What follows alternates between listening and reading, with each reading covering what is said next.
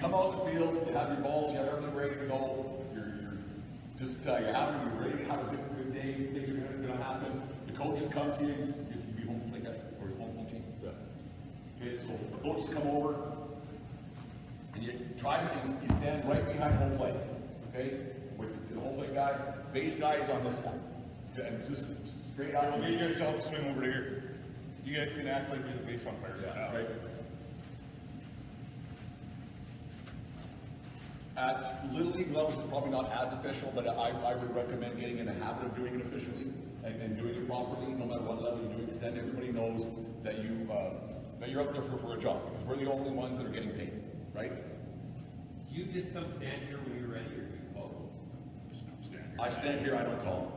I just stand, and if they start to drag, hey, ready to go here? Or time limit, especially at most levels, there's time limit, right? So they got to get going. Coach is usually pretty good. Just be on time. Be out there. We try to go 7 minutes, 6 minutes prior to first pitch. Like the first pitch goes to 7:05, which never ends up being here unless for whatever reason. Okotoks is bad too, but if it's 7:05, we go like 6:15, kind of thing, right? It's one of those things. Because they got their hour-long intro. Yeah, Tony Days has to say, and then the bolt comes out. And none of that starts till after. They never start on time. But just you come to home plate, you've got your mask in your arm, you're ready to go. You can hold your mask, but it's always in your left hand. Always, right? Mask always left hand, right? You know that one. Okay. Then the coaches come. You say, hey Tyler, how you doing? Good. Mia, good to see you. Brandon, good to see you. Oh, and they usually shake hands and say hi. It isn't the time to be make conversation. Don't be a dick. Like, go out and say hi, how you doing, like blah blah blah. But it's not a time to make jokes and make dinner plans. Right? You got to get the game going. You go over the ground rules with the coaches. If you don't know the ground rules, like if you're going to a field that you're not aware of what's like here at Yoshinaka, there's that tree that overhangs. That tree's been a bird waiting me for 40 years. That stupid tree. They should trim because it is coming into play. If you don't know the ground rules, and if there's something you're unaware of, have the home team coach tell you what the ground rules are, so that everybody's on the same page. Okay? Because if there's a whole offense that you're unaware of, or there's something that might screw up your day as an umpire, make sure that everyone is in the know about what's going on. Okay?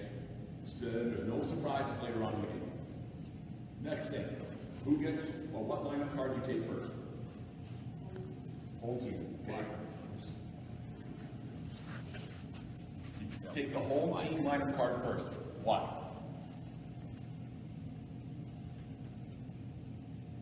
Anyone? Just take a guess. Go ahead. It puts you in complete power. It tells you now determine weather, lights, time limit, all that is now on you as the UIC of the game.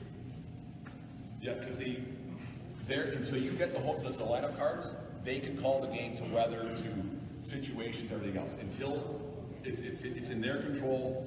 Even when you come on the field, you aren't in any. They can still call the game to weather, to whatever.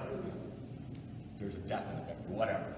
And as soon as you get that lineup card from the home team, you are now in charge. Okay, that is when it's your game to call this, that, and the other. Make sense? Yeah, good. Okay. So then you get the lineup cards, you go over them. The biggest thing, you get lineup card from the home team first, get this one, you go over it. We had a situation this year where the guy didn't even put the positions on. We're like, hey man, Brandon caught it. You might want to put the positions of where the guys are playing on. So then we can know whenever. At your level, you might not have to do the lineup cards, but it's becoming more and more prevalent at every level, because every coach thinks that they're in big leagues, and so it's and no matter what level, it becomes a thing. So go over 1 to 9 and an extra hitter or whatever it is, in a DH or whatever they have at whatever level you're doing. But make sure, and I just do it real simple. I count position 1, 2, 3, 4, 5, 6, 7, 8, 9. Yeah, good. Get the other one. Rip off each one. Keep the white ones. I never do. I keep the key on the ones, but try to keep the white ones. Are the easiest ones to read.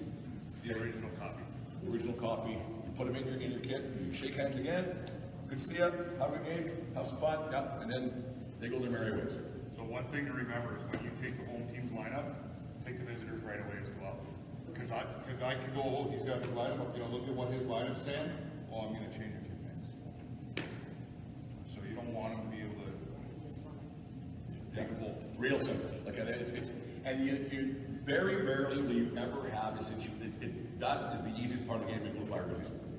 Like, unless you get into a tournament situation where there might have been an unruly coach throughout the weekend, later on, you might see that same guy the day after tomorrow, right? And then there might be a little bit of, hopefully there's not any hard feelings, because we're all supposed to be grown-ups and officials and professionals and everything else, but it does happen.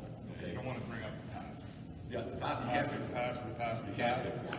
You can't fix it. Move on. There's usually a few laughs and everything else. If a guy, if you made a mistake as an umpire, or the coach made a mistake, then you can usually just don't talk about it, right? Just don't bring it up, because that's almost a, we try not to talk about